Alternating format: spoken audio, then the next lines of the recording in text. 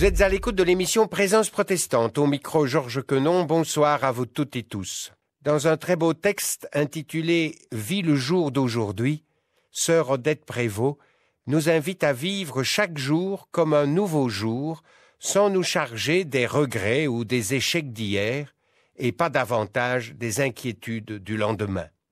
Car, écrit-elle, le moment présent est une frêle passerelle. Si tu le charges des regrets d'hier, de l'inquiétude de demain, la passerelle cède et tu perds pied.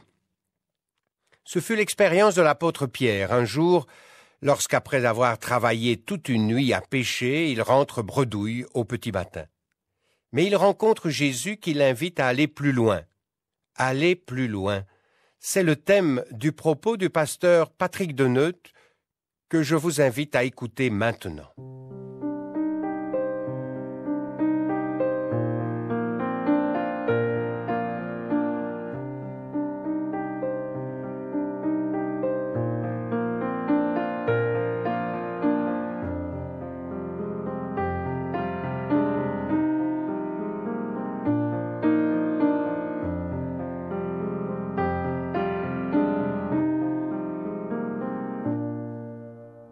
Nous lisons dans Luc 5, les versets 1 à 11.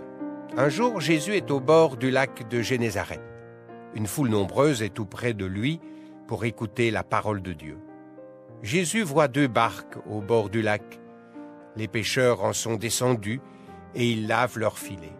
Jésus monte dans l'une des barques, celle de Simon. Il demande à celui-ci « Éloigne-toi un peu du bord ». Jésus s'assoit dans la barque et il se met à enseigner les foules. Quand il a fini de parler, il dit à Simon « Avance là-bas, où l'eau est profonde, et jetez vos filets pour attraper du poisson. » Simon lui répondit « Maître, nous avons travaillé toute la nuit, sans rien prendre, mais tu nous dis de jeter les filets, je vais le faire. » Ils jettent les filets et ils prennent un très grand nombre de poissons. Leurs filets commencent à se déchirer. Pour demander l'aide, ils font signe à ceux qui les accompagnent dans l'autre barque. Ceux-ci arrivent, ils remplissent les 2 barques de poissons et les barques pleines s'enfoncent dans l'eau. En voyant cela, Simon-Pierre tombe à genoux devant Jésus et lui dit « Seigneur, éloigne-toi de moi. Oui, je suis un homme pécheur. » En effet, Simon et tous ceux qui sont avec lui sont effrayés parce qu'ils ont pris beaucoup de poissons. Jacques et Jean, le fils de Zébédée, qui accompagnent Simon, sont effrayés aussi. Mais Jésus dit à Simon « N'aie pas peur, à partir de maintenant, ce sont des gens que tu prendras. » Alors, ils ramènent les barques à terre et laissent tout et suivent Jésus.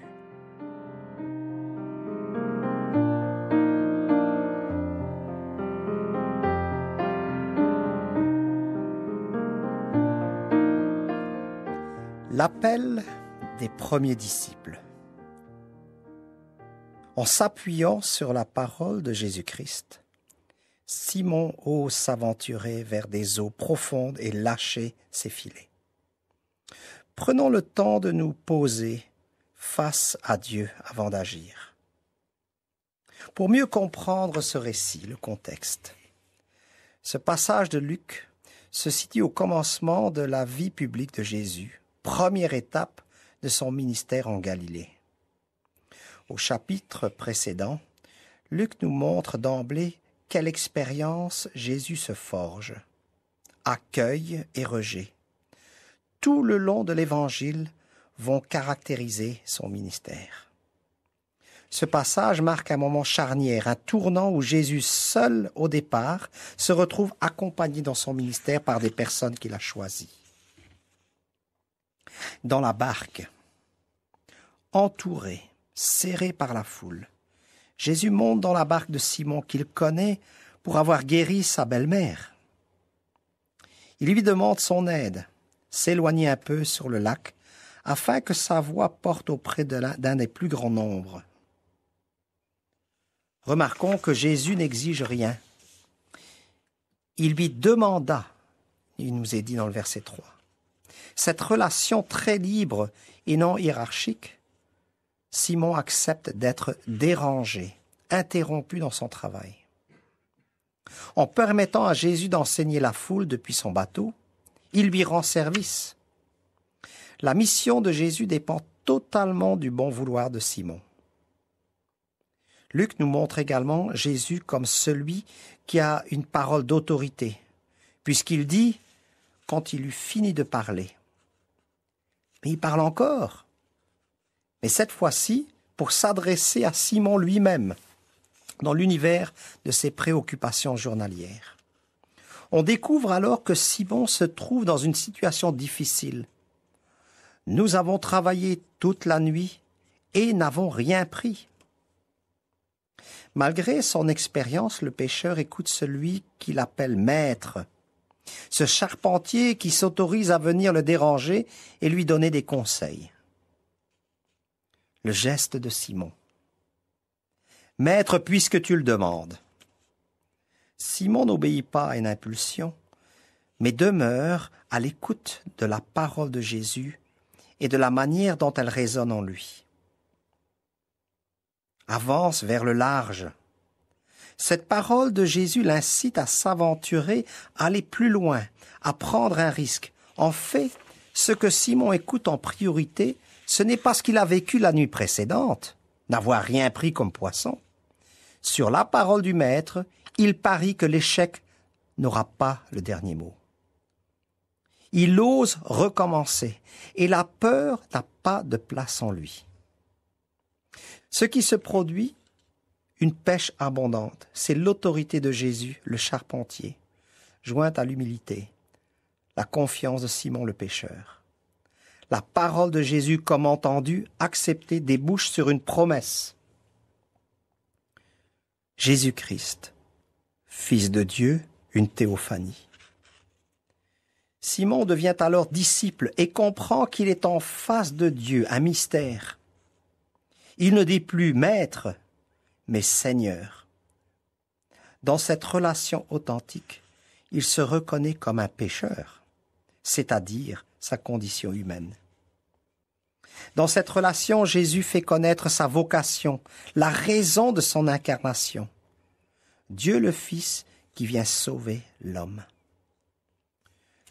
Luc choisit de rendre solennel ce récit dans lequel Simon lui aussi découvre sa vocation. D'ailleurs, il l'appelle déjà Simon-Pierre, en anticipant le moment où le disciple deviendra apôtre en changeant de nom. Avec solennité, Luc relate ainsi la naissance de l'Église aux premiers chrétiens. L'Église naissante. L'appel de Simon rejaillit sur ses associés comme l'indiquent les verbes « avancer »,« jeter les filets ». La tradition chrétienne reconnaît que la barque symbolise l'Église dans la communion des diverses communautés. Celle de Rome, Simon-Pierre, celle de Jérusalem, Jacques et Jean. L'appel des premiers disciples est significatif. Prendre des risques, oser s'aventurer vers des eaux profondes, synonyme de danger pour les Israélites, et jeter les filets, c'est-à-dire agir avec confiance, ne pas vouloir tout maîtriser humainement. Ils s'engagent à suivre Jésus après une expérience d'abondance, de réussite, qui sera amenée à évoluer, à purifier avec le temps. Ils suivent Jésus-Christ, mais ce dernier ne les retient pas pour lui-même, puisqu'il les envoie vers le grand large. Et nous aujourd'hui? Pour Simon-Pierre, les échecs n'ont pas le dernier mot. Il reconnaît toutefois les difficultés de la réalité, mais choisit d'écouter la parole de Jésus en résonance avec son cœur profond. Et nous? Au moment de prendre des décisions, qui écoutons-nous? Nos peurs ou notre désir d'avancer, d'aller plus loin avec Jésus? Simon-Pierre vérifie que l'ordre qui lui a été donné vient de Jésus et non d'une chimère, puisqu'il dit Mais puisque tu me le demandes, en s'appuyant sur sa relation avec celui qu'il voit comme le Seigneur, il ose s'aventurer et n'a plus peur. Prenons-nous le temps de nous poser face à Dieu avant d'agir? Avance vers le large, en eau profonde, et puis vous jeterez vos filets. Croyons-nous que Dieu a une promesse de vie et d'abondance, un avenir ouvert pour chacun d'entre nous? Qu'est-ce que pour nous le grand large, les eaux profondes, dans notre quotidien? Sommes-nous prêts à courir sur sa parole, le risque de nous aventurer vers de nouveaux espaces? Si besoin est, de nous faire aider pour avancer sur ce chemin de découverte.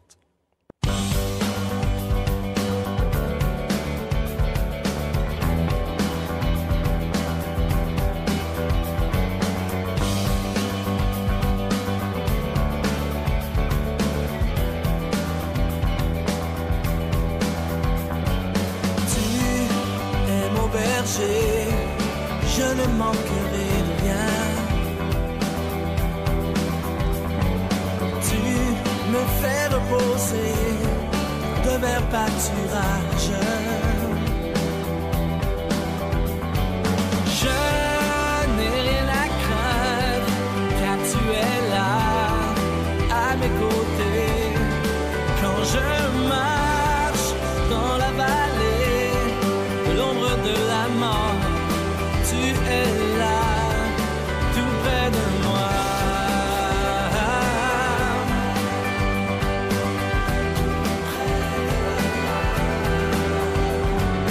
Tu me conduis près des eaux paisibles. Ta houlette et ton bâton me rassurent.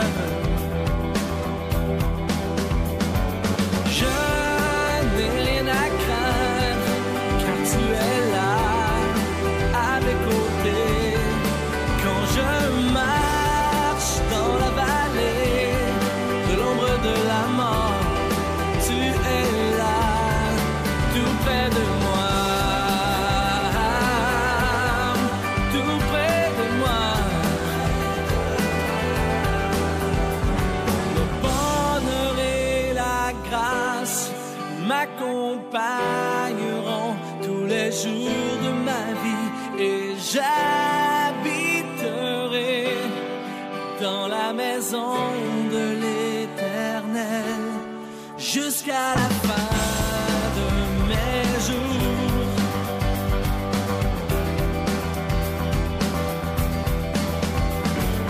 Je n'ai rien à craindre car tu es là à mes côtés.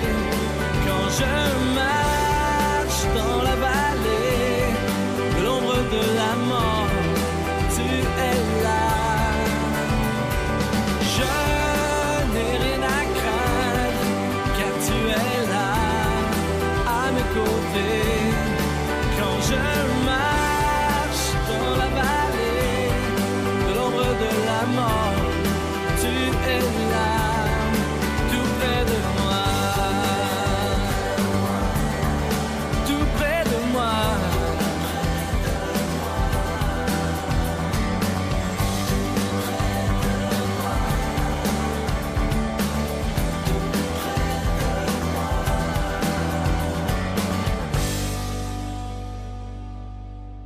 Vous pouvez réentendre cette émission avec le pasteur Patrick Deneude sur Ovio et aussi sur notre site www.aprt.be.